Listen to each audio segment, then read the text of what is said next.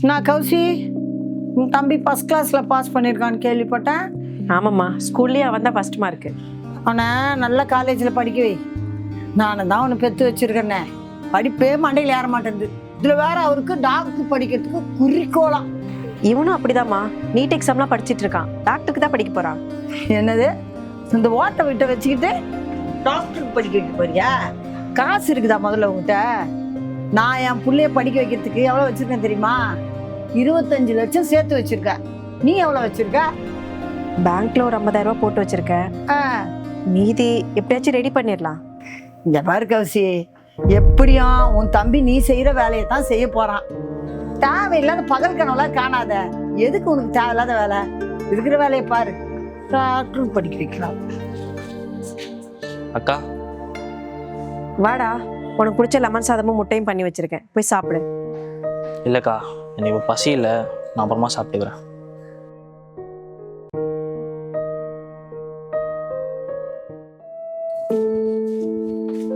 நில்லுடா. எங்க எவ்வளவு அவசரமா போயிட்டு இருக்க? இல்லைக்கா, பசங்க கேட்டரிங் வேலை இருக்குன்னு சொன்னாங்க. போனால் ஒரு 350 ரூபா வருவாங்க தான். இப்ப நீ நீட் எக்ஸாம் படிக்கலையா? அக்கா, எனக்கு இந்த நீட்டு டாக்டர்லாம் படிக்கிறதுக்கு விருப்பமே இல்லைக்கா. ஏன் படிக்க பிடிக்கல? இங்கே பாரு, விருப்பம் இல்லைனா விருப்பம் இல்லை தான், விட்டுரு என்னையா. உனக்கு படிக்க பிடிக்கல, அதை நான் நம்பணும், அப்படிதானே? நீ டாக்டருக்கு படிச்சு நல்ல நிலைமைக்கு வருவங்கிற ஆசையில மண்ணள்ளி போட்டுறாதடா. டாக்டர் ஆகணுங்கிறது உன் ஆசையும் தானே, ஏன்டா வேணான்னு சொல்ற? டாக்டர் படிக்கிறதுக்கு எவ்வளோ செலவாகணும் உனக்கு தெரியுமா? அதை பத்தில நீ எதுக்கு யோசிக்கிற? உனக்கு டாக்டருக்கு படிக்க பிடிச்சிச்சுன்னா நீ படி, மற்றதெல்லாம் நான் பார்த்துக்கிறேன். வந்துட்டான் டாக்டருக்கு படிக்க பிடிக்கல. இங்கே பாருக்கா, நீ கஷ்டப்படுறது தெரிஞ்சும் அக்கா ஃபீஸ் கட்டிப்பாலாம் என்னால் பார்த்துட்டு சும்மா இருக்க முடியாது. எனக்கும் கொஞ்சம் மனசாட்சி இருக்குக்கா. மற்றவங்க கஷ்டப்பட்டும் நான் சந்தோஷமா இருக்குன்னு நான் எனக்கு நினைக்க மாட்டேன். என்னை ஸ்கூல் படிக்கவே நீ எவ்வளோ கஷ்டப்படுன்னு எனக்கு தெரியும்க்கா. இனிமேல் நீ கஷ்டப்பட வேணாம். நான் உனக்காக தானேடா கஷ்டப்படுறேன். நீ டாக்டருக்கு படிச்சு நல்ல நிலைமைக்கு வரணும், அதுக்காக தானே இவ்வளோ கஷ்டப்படுறேன்.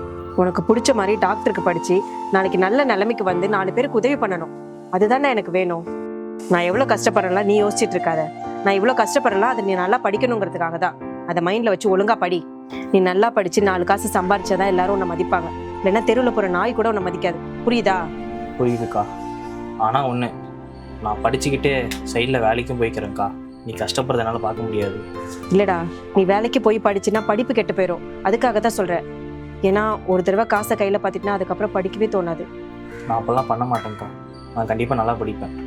இங்கே பாரு, ஒன்று மட்டும் தெரிஞ்சுக்கோ, படிப்பு, பணம், பதவி, இது 3 தான் ஒருத்தர் யாருங்கிறதே முடிவு பண்ணும். எக்காரணத்தை கொண்டு படிக்கிறத மட்டும் கைவிட்டுறாத, புரியுதா?